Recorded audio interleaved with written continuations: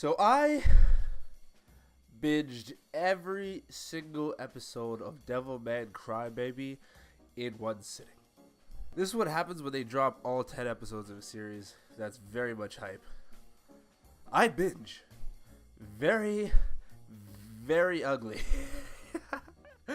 Oh my god. I was like up at 6 a.m. with like my fucking dirty ass sweater, like eyes like glued to the screen. I didn't even know what the fuck was going on. I was separate from the world, but regardless of that, Devilman Crybaby, bro, the shit was so. It was very weird, not in a negative light, weird in a positive light, because it just made me want to watch more. Nothing was like it. The art style was very different.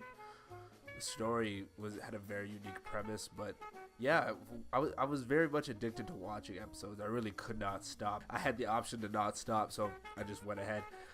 But definitely through the first half of the series, I was very much with it. I was attentive to the story. I was like, yeah, I know what's going on. The last like 3 episodes, bro, I was like, bro, what the fuck? Like, and I was just like sad and be like, I don't know what the hell is going on. Like, the apocalypse and now my eyes are crying. That was basically me at the end of this.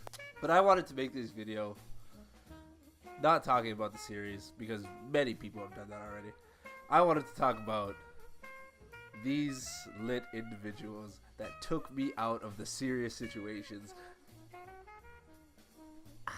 That took me out of the seriousness of the plot to just be lit.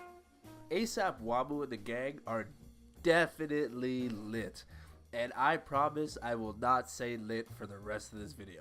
All I heard about the anime was that it was like gory and raunchy as hell, so I was like, dope, let's go watch it. But I'm watching the episode 1 and I'm getting ready for it. I'm like preparing my body and everything. I'm like, oh, when's it coming? I know it's gonna come. And then all of a sudden, I'm like viciously Millie rocking in my chair because these random guys come in and start beatboxing and rapping. And I was like, wait, what? Like, it took me out of all the series. And I'm like jamming. I'm like, what the fuck is going on? These guys are fucking lit. Speaking on the characters now, starting off, it was really unfortunate that my favorite character of the bunch, Mayuta, did not have a very like detailed ending.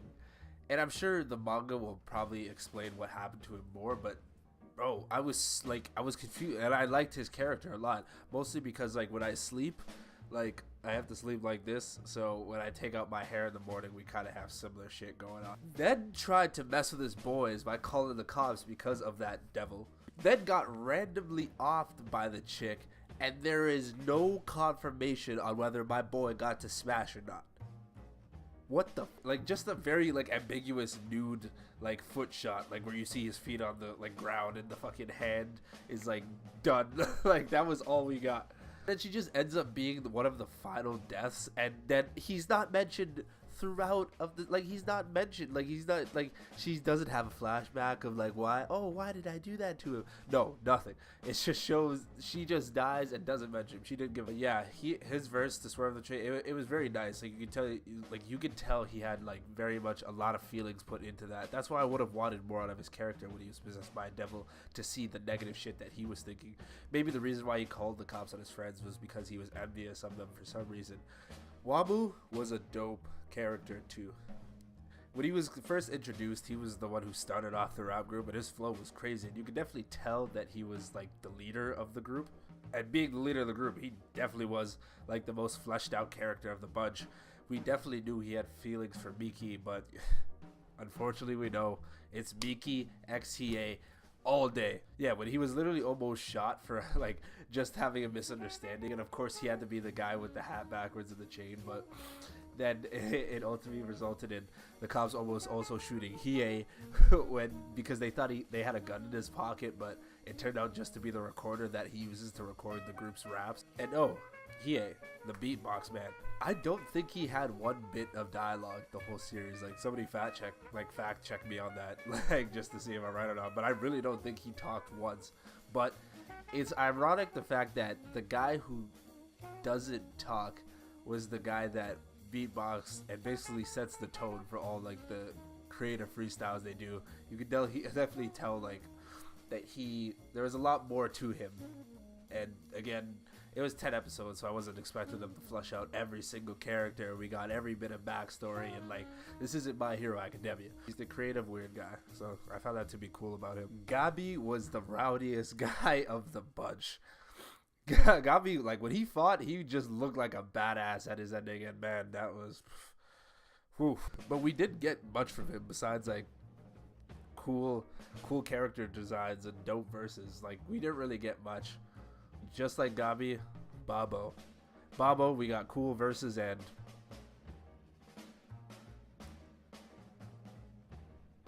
nothing much else. And all of these guys were cool. Their energy like really like captivated me throughout the series. Like I was very like I like the fact that we got character dynamics mixed with the main cast. Like they definitely were, they looked to just be side characters at the beginning, but then they ended up being just a part of the bigger picture at the end, which was very cool. I'm not sure if it ended that way in the manga, right? But and they did have some of the, man, that ending for them, that shit was crazy. When Akira came down and saw all of that, it was the most fun thing I watched. But the series is probably the most fun series I watched. Oh, and yeah, this is for the people who clicked early in the video, so don't mind what I'm doing. You just gonna click my video early, you motherfucker. So yeah, who I thought had the best verses. And again, these are my opinions, so don't get triggered. In my opinion, Wamuu had the best verse overall, because his message was like very consistent all the way through. It basically followed the scheme of like, through a bad situation, you must like, just like by sticking to your passion, you can find your way out and make your voice loud and truly express yourself the way you want to express yourself, like despite the situation. So his overall verse was probably my favorite out of the bunch. Babo had the line with like the most positive message when he said, "Rap's my only weapon, better than a Mac 10. Waxing skills so I'm hot, aiming for the top. That's the only way out, that's the only answer I got. Guns and drugs be fun, only for a minute. Got your ass stuck, now you forever in it." Meaning, like, basically in it. Like, don't let the fucking peer pressure of, like, when you're growing up and shit, like, to just do drugs with your friends, bro. Just follow your dreams. Fuck. Just go find a passion and live that out, bro. Don't let, like, the shit that feels good in the moment, like, have you stuck forever in it. Oh, and for the guys who are nitpicking, like, obviously there could be translation errors with the lyrics. I get it. It's fine. Yeah, I just wanted to, like, shed light on how cool these characters were. Very dope. I'm definitely thinking of, like, cosplaying as one of them for for the anime convention here. Can't wait to do that video. But yeah, I hope you guys liked the videos. Tell me who you guys thought the best verses were. Tell me if you guys haven't even watched Devilman Cry yet and you're now trying to get into it. If not for the series, get into it for these guys. Oh, and subscribe to the channel always. More stuff on the way. And BRB will be right back.